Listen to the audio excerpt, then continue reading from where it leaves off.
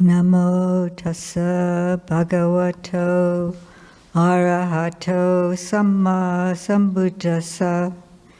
Namo tassa bhagavato arahato samma sambuddhassa. Namo tassa bhagavato arahato samma sambuddhassa. Uttam dhammam sangham namassami. So, thank you, Ajahn and Isabel, for inviting us. And I just heard about a few minutes ago, before the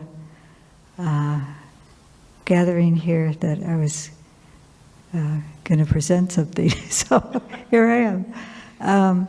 So I've been delving into the 5 spiritual faculties recently. I've been kind of doing a study, my own study, and sharing what I'm gleaning from the suttas, really to investigate how are these faculties applied in our lives, in our meditation. And you might have noticed that Ayya Niyyānika had brought in some of those elements of 5 faculties during the meditation. So starting with saddha, which is often translated as faith or confidence or conviction, I think is another, trust. It's a quality that sometimes brings people to the Dhamma. We meet someone, we hear the teaching.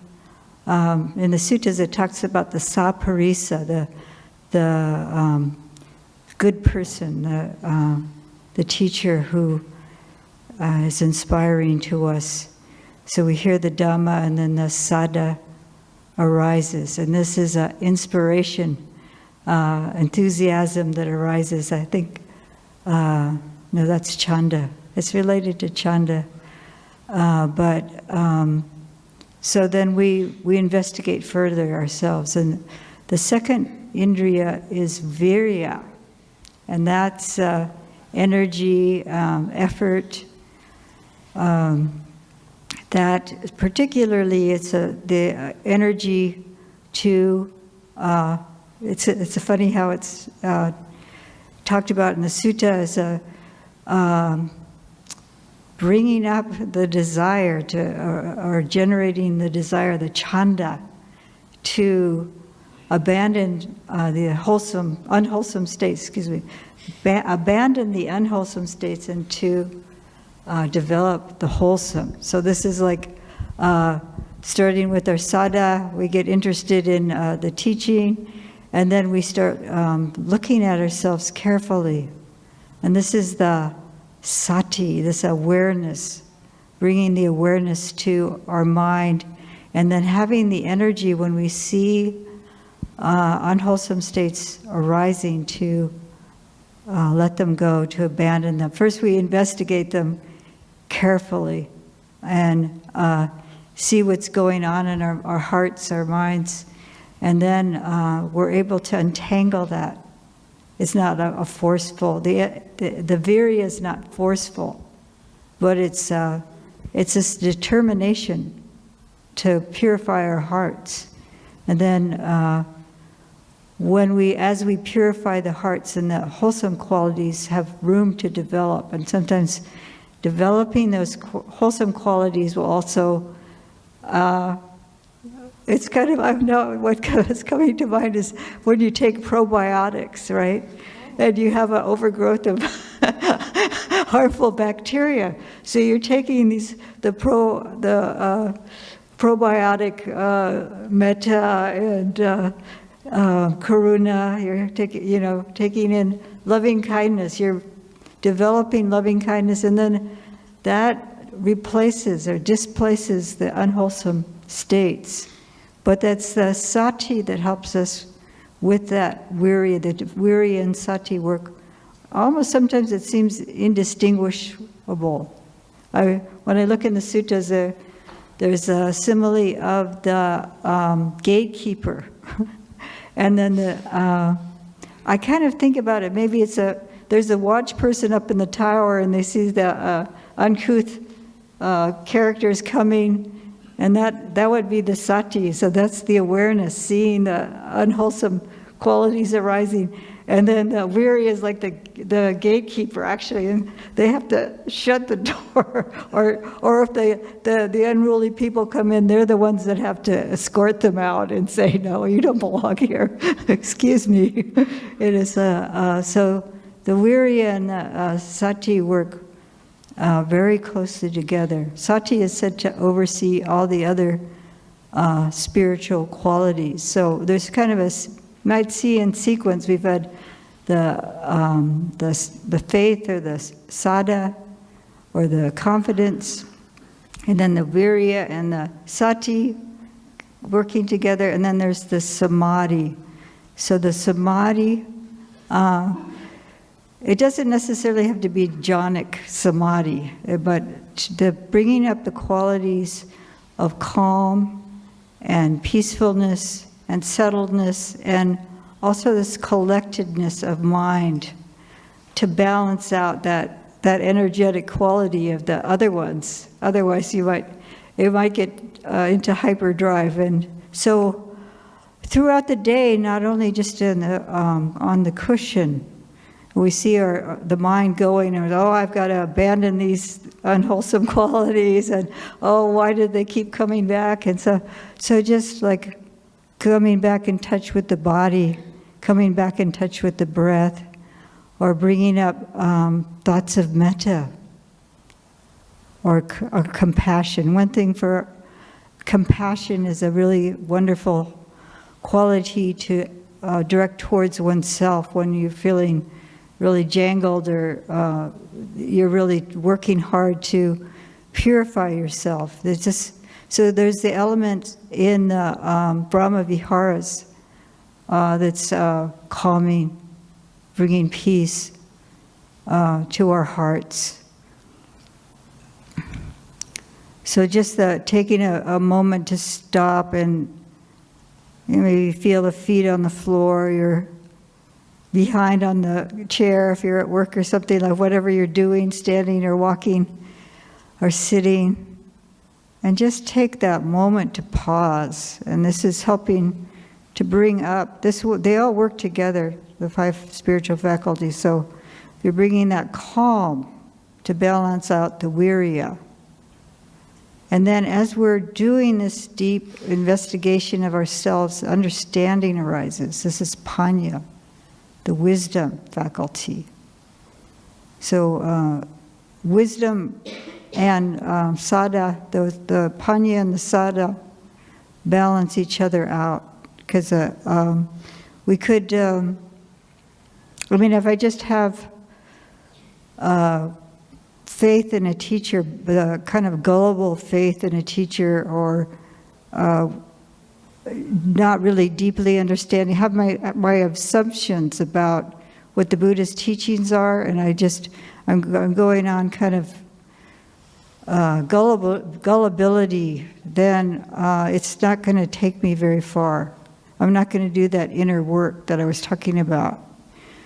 So the panya and sada are paired in the commentaries to balance each other out, and the virya, or the energy or effort, and the samadhi balance each other out. I don't have a good one word for samadhi. There's a stillness. Some people say concentration. A lot of people object to that translation. But it's kind of the first 3 are balanced by the samadhi, and then the wisdom also. They're all like a team of horses and the charioteer. So you have the 2 in there's a sutta, or it's I think it's in the book of verses, or the first pair of horses is sada, or faith. If you can imagine these horses, and the other one is wisdom, faith and wisdom, And then the second two are energy and samadhi. And then the charioteer is sati, mindfulness. So you can imagine this team working together. And it's said that it's actually these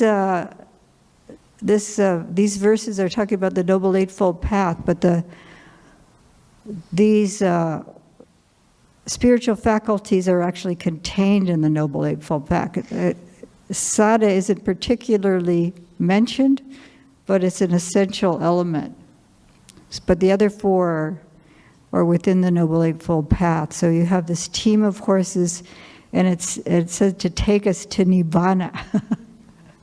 So if you look in the suttas, it says the 5 spiritual faculties will help us eradicate the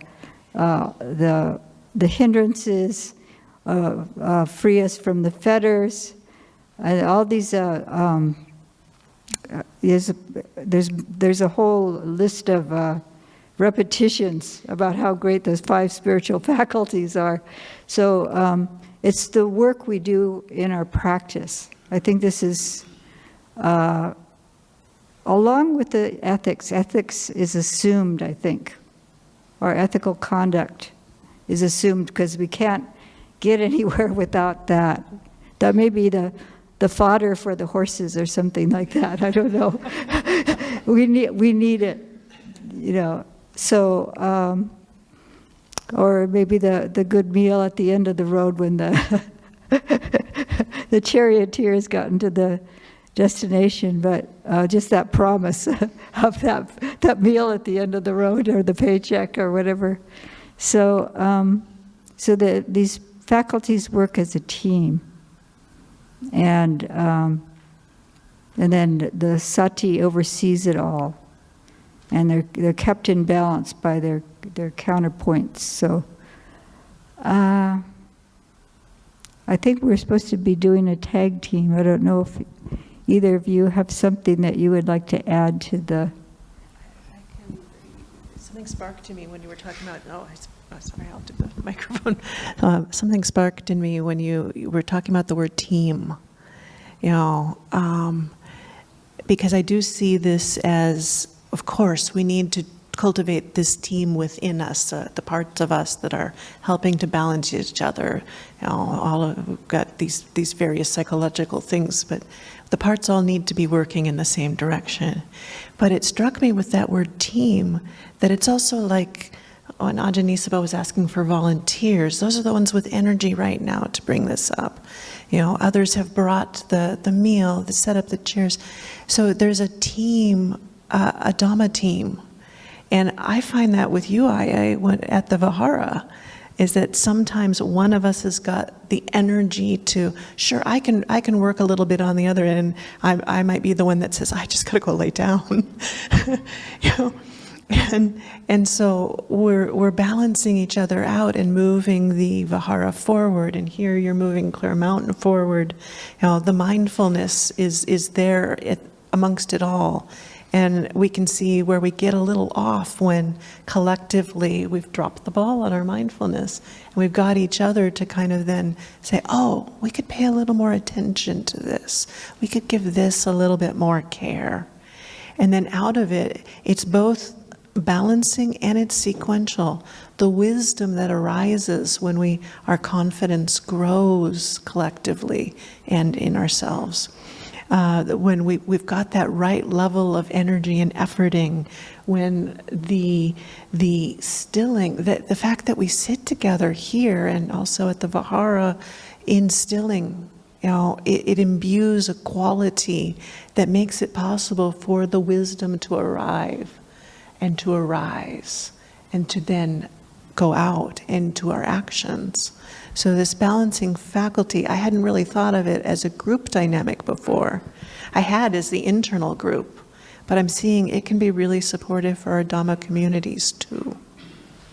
What do you think on that? Or oh, that's quite beautiful. Yeah. So that's the internal working with the spiritual faculties, and then the team. That's as a group of meditators and support for the development of a monastery.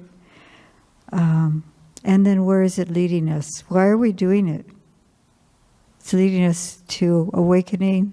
Is it leading us to freedom of our hearts, to kindness, acts of kindness towards one another? So, so when you have, that's the destination, that's the idea of that team of horses. If you think it's not just kind of directionless. So we have a direction, and we won't know it till we get there. But we know that we have enough confidence because people ahead of us tell us it's there. Describe it. Can you imagine the time before? At the time of the Buddha, people were walking long distances, and then they may only do that one travel once because it takes months and even years to cross the country. But they said, well, there's this wonderful city, beautiful city with all these wonderful people in it and all these opportunities. So you just go on the sadhana. This is another, so that inspires you to get going. So you need to rouse up the energy to do it. And then you have to be really attentive. As you go on your way, you're not going to get off track. There's a bar along the way or a shopping mall or something, and you just get lost along the way and forget where you're going. No, you have to stay on the path, right? So the mindfulness is keeping us moving forward, and then the samadhi is which helps us pace ourselves and helps us to bring clarity to our hearts. So I love the similes and but so the samadhi, and then the wisdom we learn along the way from our direct experience as we're walking the path. But we have to keep going. We can't just find a comfortable place along the way and forget that we had this journey that we had set out on. So is it time? Do you want to say anything else, and we can open up to Q&A as well? We could. I'm not sure about the timing, but Leave a little longer, but Q&A. Okay. So since I didn't prepare, this is all just spontaneous. I have one thing I could say. You have been, but yes, please. No, the 5 spiritual faculties, I don't think we've talked about them before, but they're called the Indriyas. And they're kind of the key, like the Buddha speaks about how fast, he speaks about 4 modes of practice. You have slow and painful. So that's one looks at the repulsiveness of food and contemplates death, and one's faculties, Indriya, are weak, and so one progresses slowly. Then there's pleasant and slow, which is one cultivates the 4 jhanas, but one's 5 Indriyas are weak, and so progresses slowly, but eventually attains awakening. And then pleasant and fast and painful and fast, and the difference there being that one's Indriyas are strong. And Venerable Sariputta was pleasant and quick, and Venerable Moggallana was painful and quick. And I think many of us are a good painful and slow. but the Buddha said even though one progresses, goes against the stream and weeps with a tearful face, even so one continues to practice and attains awakening. And it's very humanizing.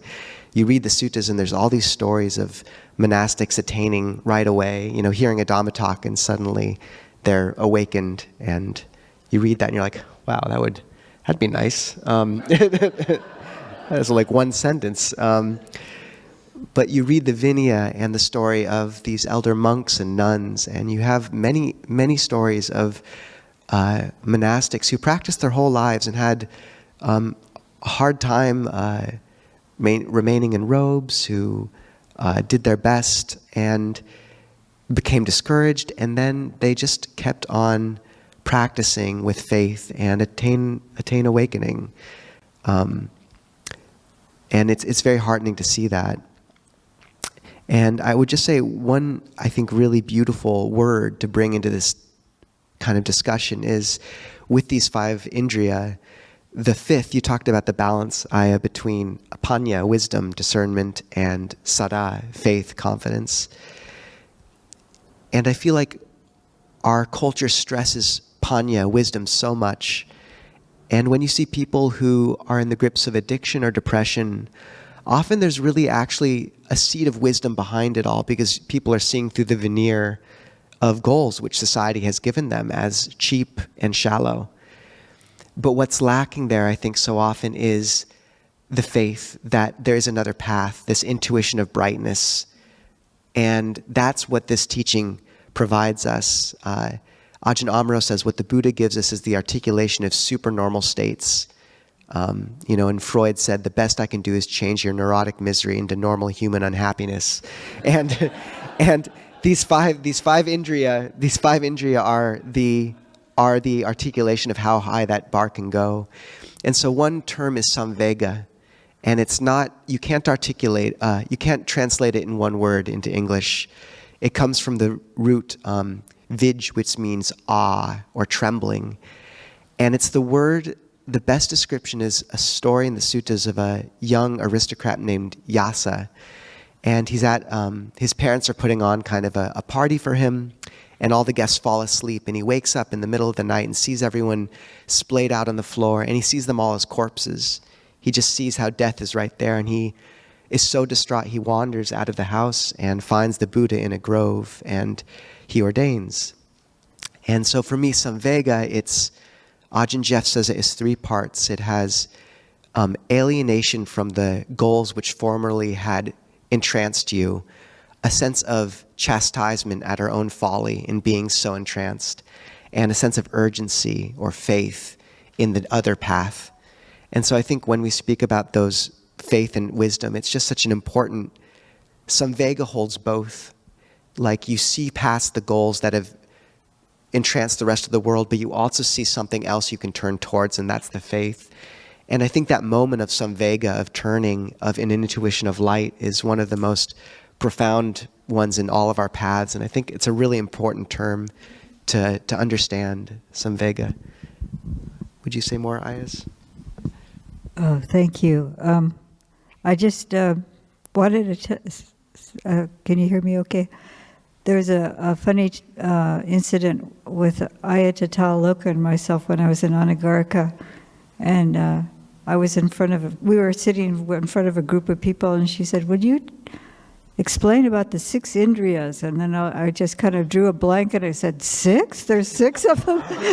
And then, because there are the indriyas, the faculties, there's a lot of different things that are called faculties. So if you, even 5, there's another group of 5. So you have to know what you're talking about. So 6 is a 6th sense basis. But I was like really startled because I was so proud of myself because I knew the 5. I had the 5 memorized, just the list, right? So, but there's so many different avenues in the teaching. But these 5, like Ajahn was saying, they're kind of a powerhouse to lead us forward if we work with them. And the various, how they're balanced, the various strengths, and our character also. What will be more helpful to us. We can see how we can balance them for ourselves, what's needed. If we're more on the wisdom side, then we might, it's hard to cultivate sada, but putting yourself in a situation even like this, being in a group of people and hearing the teachings again and again.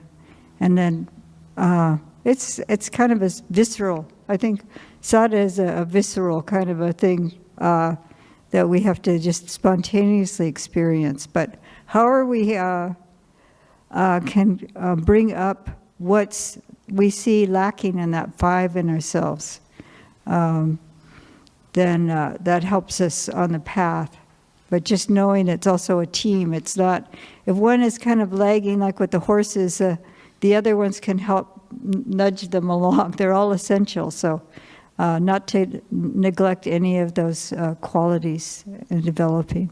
So. And then we should open it up. Okay. We'll open up in just a minute. And so this is an invitation for you to internally, or if you want, you can use your hands. Because as I was listening to Ajahn, I was hearing about, setting the bar higher than just, what was it? What was the phrase? Normal human unhappiness. The Buddha talks about the actual joy. This is a joyful practice. So you can do this in internal evaluation, or you can, the bar is here. And we've got these 5 characteristics kind of internally, and if you wish, you can put your hand up. Where is your confidence in this teaching right now? Is it here, or is it, So I'm not all the way up here. I'm, somewhere in here. And you can do this internally if you wish. Where is your energy as you this morning? And so I want you to take this home with you. Where's your energy this morning? I had 2 cups of coffee.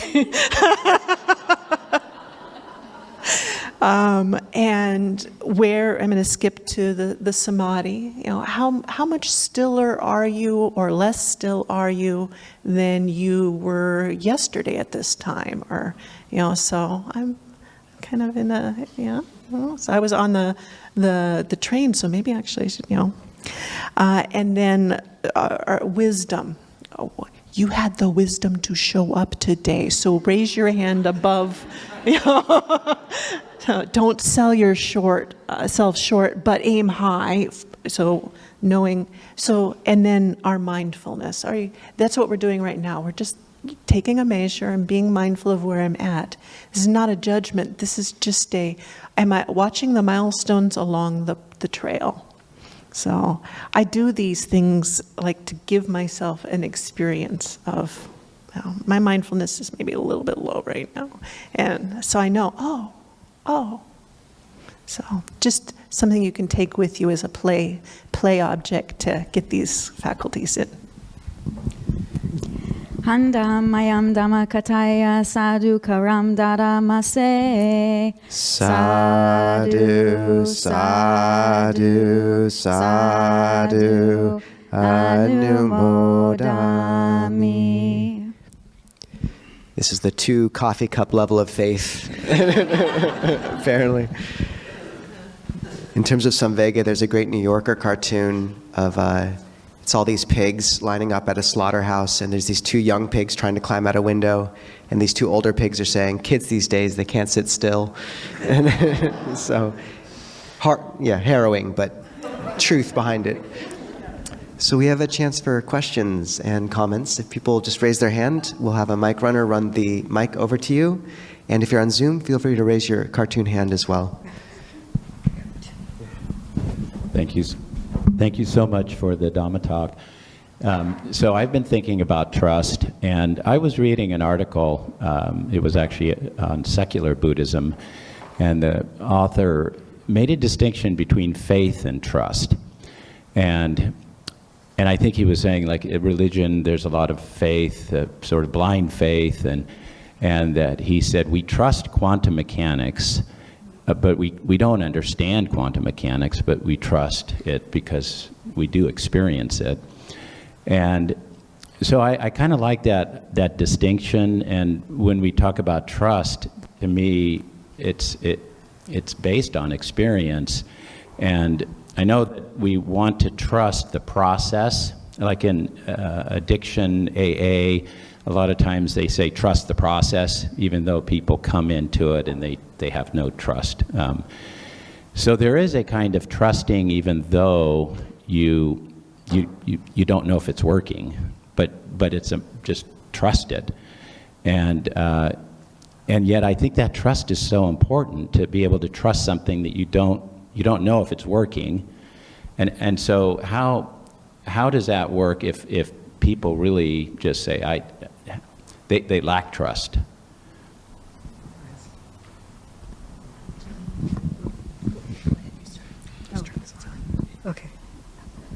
I think that the inspiration, there's a thing with trusting, there's a kind of semantic association with the words faith, because people, the so-called, I'd like to use the word gullible, because I know some blind people that are extremely wise. So a gullible kind of faith, and it's just, but I think there can be, like I was saying, a visceral experience of meeting somebody and not being able to, it's like intellectually you can't, like quantum mechanics, you know, some people know how to work with it and it works, and but it's still kind of mysterious because we can't fully know it, right? But so it's not an intellectual necessarily experience. It can be a heart experience. Like when I first read the Four Noble Truths, it touched my heart in a way. I know this is the truth. There's something in me that really was sparked, or a recognition or something. And then when I first met my first Zen teacher, there was something really different that I couldn't put my finger on. But I sensed it.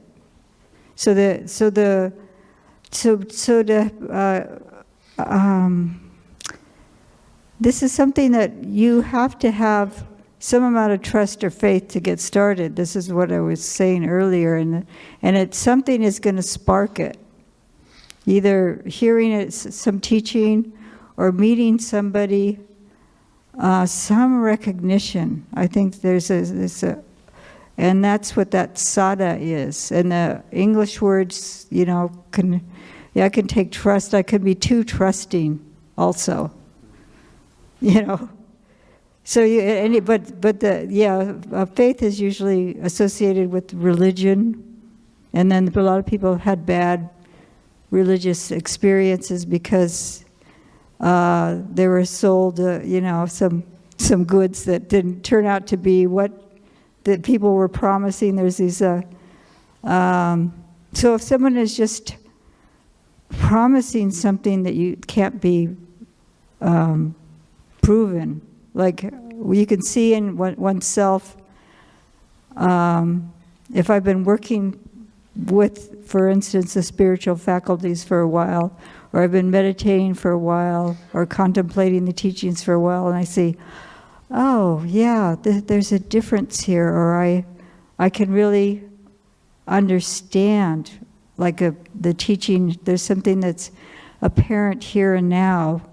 Like the Buddha is pointing out something that, like dukkha, and just speaking about suffering or stress or whatever you want to call it, how you want to translate it, in a way that's very understandable. There's some things that are really apparent. I can see the cause of dukkha is very apparent. Craving itself is suffering. So you just to bring up that sada has to be experiential. And it has to be,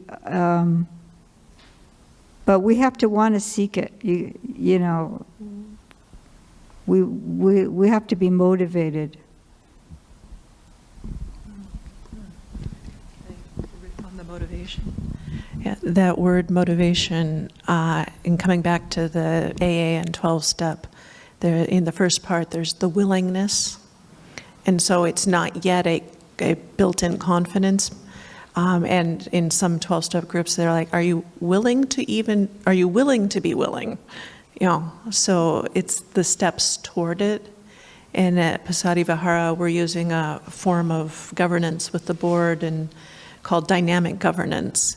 And there's a phrase in it it's good enough for now, and it's safe enough to try. So it doesn't have to be a full-on, we're making that total right decision. When I came to Buddhism, I went, I'm going to give this a year. you know, I've got, it seems like there's something here. I'm going to give it a year. And within weeks, I was at the meditation center every day. But I was still giving it a year. So I think we can work our way into that full-on experiential, just with enough willingness to give it a try. And I also did bring a friend in and say, I think you better check it out. Am I joining a cult? So you can also rely on others that you have faith and trust in to help you make wise choices. And she told me, no, it's not a cult. You can leave at any time, but I think they are brainwashing you. And I went, oh no, I think it's something good to wash your brain in. So look for that.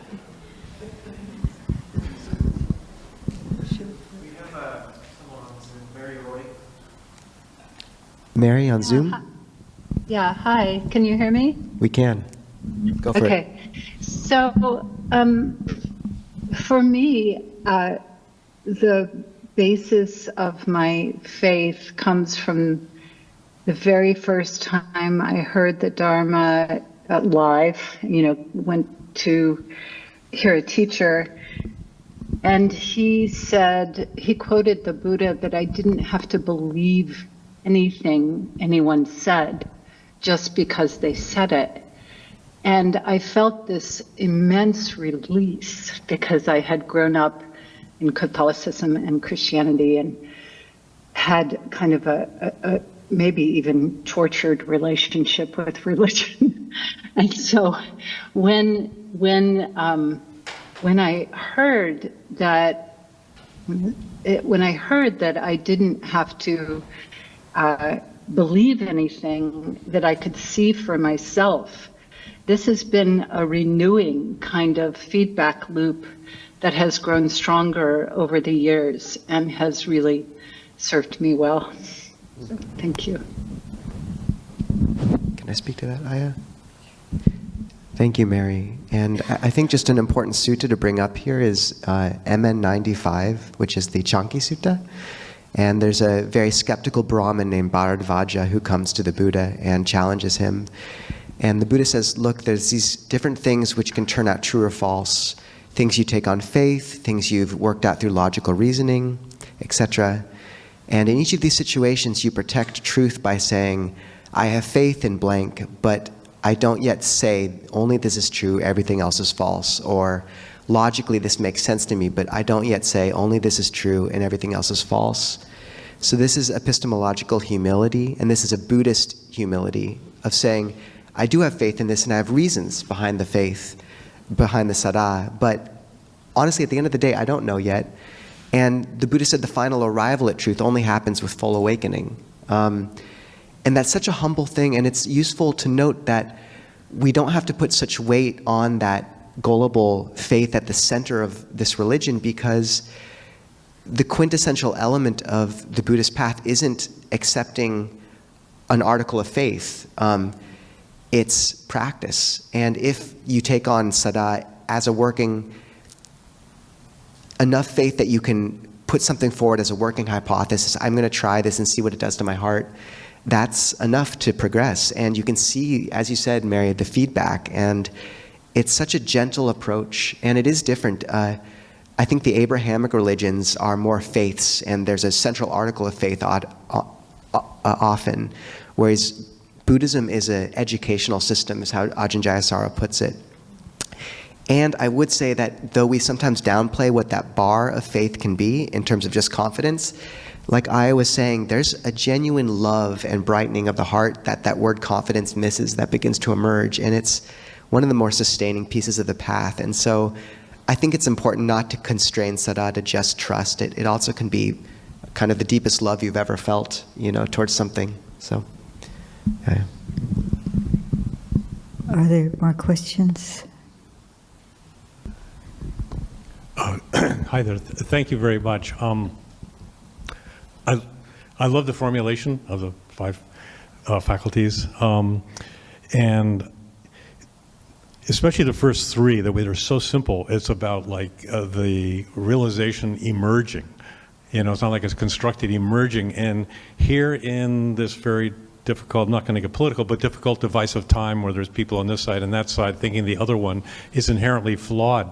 I've been really, that's why I wanted to ask you the question, using this sense of the emerging of wisdom, it's not like you make it up. It emerges when you're mindful, when there's concentration, it just emerges. So, it's like whenever there's someone of the other political persuasion who one tends to demonize because they're wrong, they're concretized, they're evil, I just sort of do an Angulimala on them, and it emerged that this person evolved. So I wonder if you could touch on that. It just seems like no matter whatever side of the political spectrum, they're looking at the other side as inherently flawed and evil. But this is just the opposite. That these qualities emerge. They're not made up. They come up when the practice is done. So it seems to imply there's no evility in anybody, is my thought, and I wonder if you could comment in reference to what you just said. Well, it emerges through your observation, through your awareness, and also through practice, where I see when I'm hateful, or when hate comes up, or when blaming comes up, how painful that is for me, and then for anyone who's around me. I might be, and then I look at the suttas, and it says that anger and hatred is like picking up hot coals. So you burn yourself first, and then maybe you're throwing the coals at somebody else, but for sure you're going to hurt yourself. So then, through your observation, the wisdom arises that,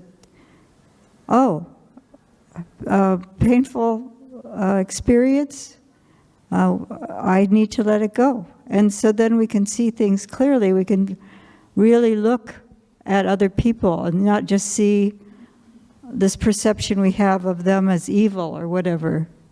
So it's emerging through our experience, for our practice, our observation. It's not entirely passive. We fumble and fumble and fumble and realize we're fumbling, and then we learn how to do things more smoothly and how to direct ourselves in a way that's helpful and wholesome. And then we apply you have to have some application of loving kindness towards ourselves as well as people near to us, and then we're able to, that person that's perceived as an enemy, then we're able to let go of that perception of them and see how things actually are. And yeah, that's really beautiful to use the suttas, the simile, not a simile, but the teaching of Angulimala, how he was so harmful and then he was able to convert and become a monk and eventually an arahant. So, yeah, thank you for that. Yes?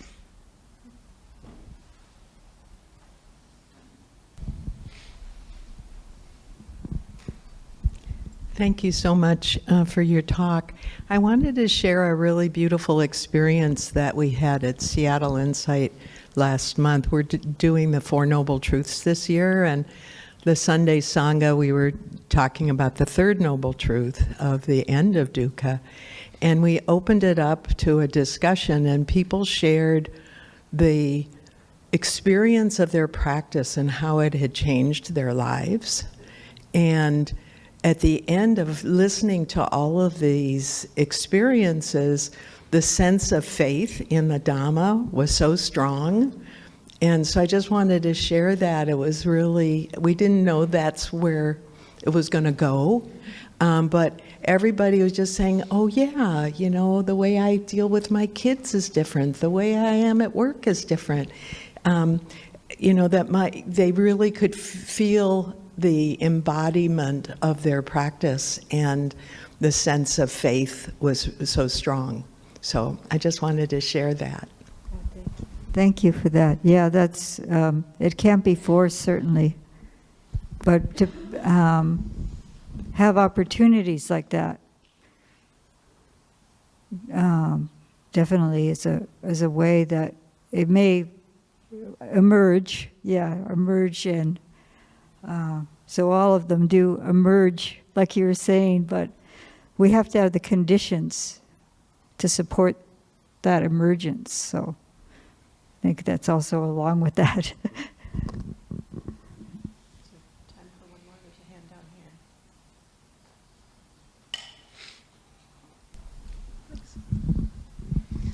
Thank you so much.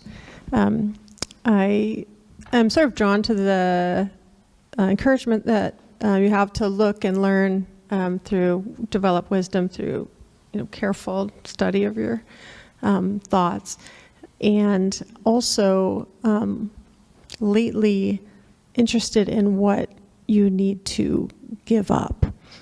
So not just moving to kind of a natural maturity and wisdom, but also maybe from, I think there was a couple references of give up the goals that are culture or that we've developed, like our own personal goals. And so the emphasis on that is interesting to me, and I think the question is, what is the price of practice? It doesn't feel as if I can necessarily naturally become awake at night. Like that, the chant was really harsh. Like, oh my gosh, I don't know about that. But there must be. I mean, it's in there. It's like it's picked for a reason. But it doesn't appeal to me. But I want to use all the methods. So just advice on giving up the goals. And just one more statement that I've been working with is not what I want for life, because I just get beat up by the things that I want that don't happen. But what does life want? What does life want from me? And that kind of gets around the faith a little bit easier for me too, like just what does the world and the emerging life want? So might have meandered a little bit, but just how to give up things. I'll just say something brief, and then I'll pass it to you. What's occurring to me is that our life is the present moment. So right now, if we can give up, if I'm feeling anxiety, is it really what I need right now? And how can I let go of that? If I'm thinking in the future, how can I do this? How can I do this? But finding that peace right now, and that we're all capable of that. It sounds difficult, but we can let go. This is in this present moment, and just find the beauty and the peace in this moment. And then when we find that beauty and peace in the moment, then we're able to respond to whatever is occurring. But if we're thinking that we're not right now, and I have to do something to fix it, then we're not finding that that beauty within ourselves.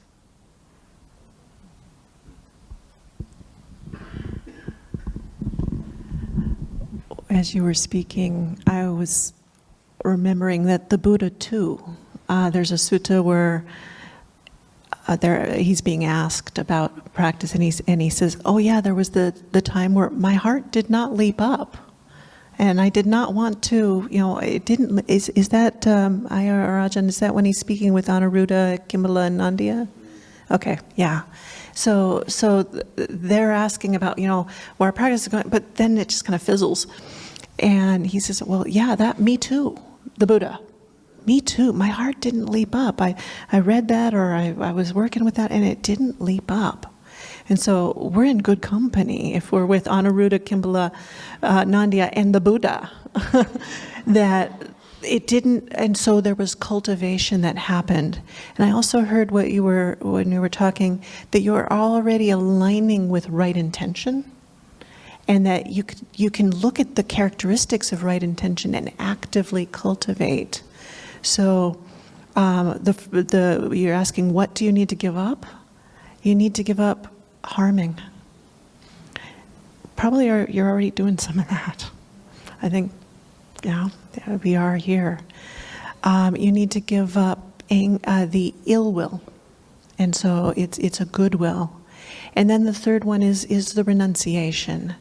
And so with the renunciation, that is a gradual training that you go into, and the giving up happens. You can make determinations, but the joy of the renunciation comes over time and over practice. It's developed.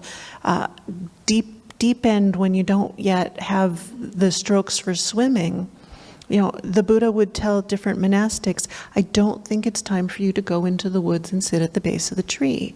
Cultivate this. And so it's a gradual training. It's something that the heart begins to leap up, as we practice the renunciation. So don't grab onto a particular sutta or something that is deer in the headlights. You pick the suttas that are warming the heart, and then you move gradually into more and more renunciation. So where do you do this? You go to the Eightfold Path, and that's where you'll find the things you're giving up are harming. The things you're giving up are lying and speech that is harmful. When you get to the right effort, you're looking at balance.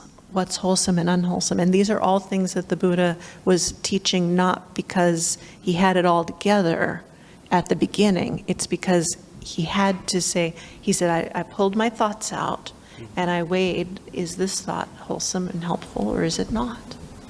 That is what I give up. So the giving up actually feels really good over time. Do you want to add? Yeah, when I hadn't read that sutta in a while that we chanted, and I was like, oh, this is going to land interestingly for people. There's a sutta where the Buddha says the beautiful things of the world, sensual fixation is a person's sensual desire. The beautiful things remain as they are in the world, and the wise remain free. And an analogy that's given sometimes is a dog gnawing on a bone, a blood-smeared bone, and all it's tasting, it's its own saliva, and that's the sensual desire the Buddha's talking about, is this fixation and proliferating about X, Y, or Z, and that's just good to give up. Like if you're fixated on the donut tomorrow, can you just say, that's suffering? After a while, it really is, and that's where renunciation, there's a sutta which is echoes some of this concern, which I think is our culture's concern around nekkhamma, or renunciation, where there's a mendicant who accuses the Buddha of being a destroyer of growth. Basically, like you're just life denying. And the Buddha says, look, do you think the angels envy you any of your worldly pleasures? And he says, no, they have much more refined pleasures. And the Buddha says, even so, the bliss that I experience is such that why would I envy these lower forms of bliss? So we are talking, it's easiest to articulate the coarse pleasures which we give up, but each time you're moving to a more refined, brilliant, happiness, and you see that in people practicing well. There's a sense of lightness, of joy, of agility. It's not a life-denying or numbing path. And Ayya is correct, like part of that is just seeing that going to the movies no longer feels as nourishing as going on a walk with friends, or like, staying an extra 2 hours at the party and getting drunk isn't as fun as like going home and just meditating, or like, the Netflix just leaves you feeling empty, and reading a book actually doesn't. And I call that the sila of simplicity. It's just putting down what no longer is meaningful. And there's a level for actually a certain amount of exploration there. And like, that's why we have the Uposatha day, where one day a week, 8 precepts, like try not eating afternoon, try turning off the phone, try not using entertainment all afternoon. And that gives you a landmark so you can see when you open the hand, what sunlight fills it, when your palate is no longer numb from the taste of Doritos, like what can you actually taste? And so I think like it's fun to experiment with renunciation, like give a try to fasting for a day, see how it is, or stay up a little later, or and then sometimes there's just moments where you really can see clearly after a meditation retreat or something, just saying like, I need to give up this friendship. I need to pull back from this relationship. I need to give up drinking, and make a determination from that spot of like, that's where you want to steer from. And then when you're in a lower place where it's a little harder, your sada level's more like 1 cup of coffee or like post-coffee, you have something sustaining you. And so, yeah, renunciation's a very, it's not a very loved term in our culture, but it can be beautiful if held correctly, so. Anything to add to that, guys? I guess I just wanted to come back to, I think we abandon the past, abandon the future, and be really clearly in this moment. And then it helps us with all the rest that everyone, the 2 monastics at either side were expounding that. Because if we're always reaching towards something that we're not, or some goal that's maybe a bar is a little bit too high for us, then we miss what we're having right now. So I think everyone in this room may have given up something to be here. And just recall those kind of things. I'm actually doing it. And that'll help you with experimenting with what if also replacing, like Ajahn was saying, instead of going to a movie, reading some Dhamma, or hearing a Dhamma talk, something like that. So, yeah, thank you both. But this is, we have to really appreciate what we have now. So then we can be able to let go. Let's get a sadhu for that. Sadhu, sadhu, sadhu.